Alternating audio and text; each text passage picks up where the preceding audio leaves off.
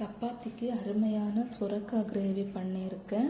இது சப்பாத்தி கூட சாப்பிட்றதுக்கு நல்ல டேஸ்ட்டாக இருக்கும். வாங்க இது எப்படி பண்ணுறதுன்னு பார்க்கலாம். கடாயில் 2 ஸ்பூன் ஆயில் ஊற்றிக்கிறேன்.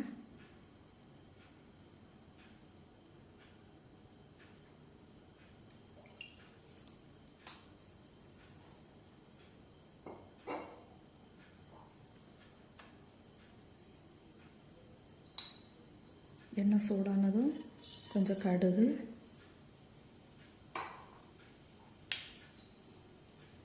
கொஞ்சம் ஜீரகம்,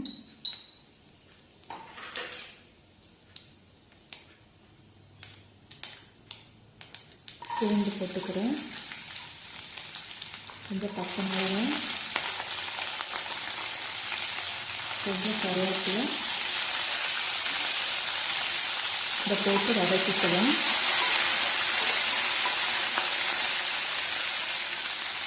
இப்போ பூண்டு வதங்கிருச்சு.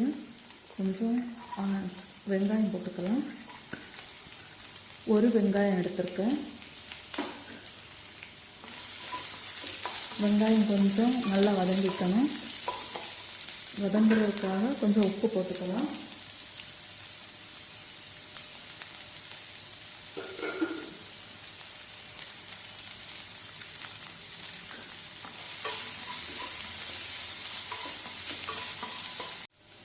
இப்போ வெங்காயம் வதங்கிருச்சு. ஒரு 1/4 டீஸ்பூன் மிளகாய் தூள் சேர்த்துக்கிறேன். ஒரு 1/2 ஸ்பூன் மஞ்சத்தூள்,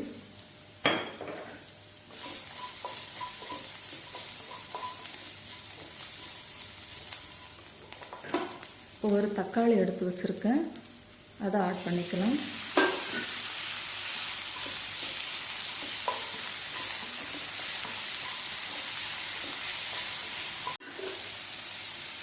இப்போ சுரைக்காய் இந்த மாதிரி கட் பண்ணி வச்சுருக்கேன்.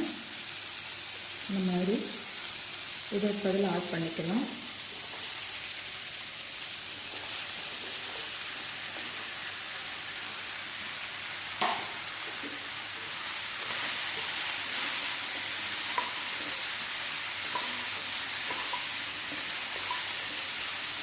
இந்த ஸ்பூனில் 4 துவரம்பருப்பு எடுத்து இந்த மாதிரி கழுவி வச்சுருக்கேன். இந்த தண்ணியோடய ஆட் பண்ணிக்கலாம்.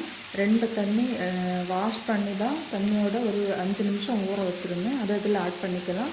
நீங்கள் கைப்பிடி அளவு எடுக்கிறீங்கன்னா ஒரு கைப்பிடி போதும்.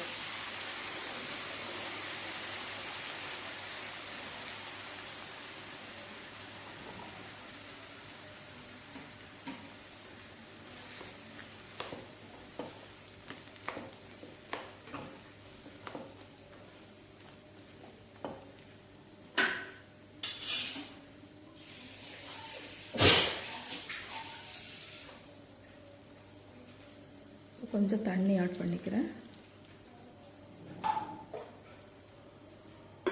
இப்போ மூடி போட்டு இந்த காய் வேகிற வரைக்கும் கொஞ்சம் வேக வைக்கணும். ஒரு 10 நிமிஷம் ஆகும். அது வரைக்கும் வேகட்டும். நம்ம இதுக்கான மசாலாவை வந்து ரெடி பண்ணிடலாம். மசாலா அரைக்கிறதுக்கு நான் 2 கைப்பிடி அளவு தேங்காய் எடுத்துக்கிறேன்.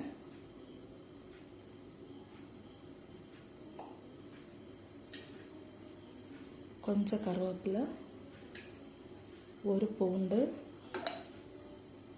ஒரு 1/2 ஸ்பூன் ஜீரகம். இதை நம்ம நைஸாக அரைச்சி எடுத்துக்கலாம்.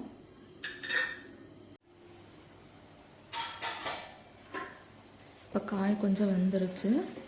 இந்த ஸ்டேஜில் நம்ம அரைச்ச மசாலாவை சேர்த்துக்கலாம்.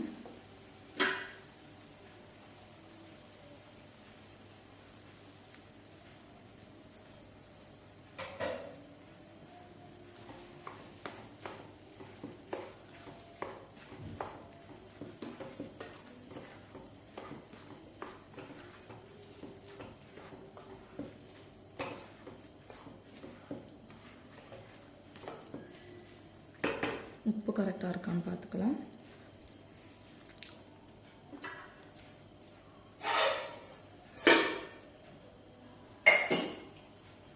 உப்பு கொஞ்சம் ஆட் பண்ணிக்கிறேன். இந்த மூடி போட்டு இன்னும் ஒரு 2 மினிட்ஸ் வேக வைக்கலாம்.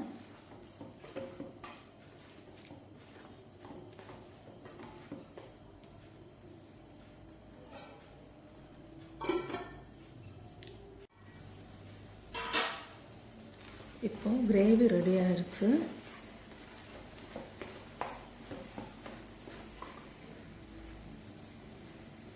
கடைசி அதில் கொஞ்சம் மல்லி இலை தூவிக்கிறேன்.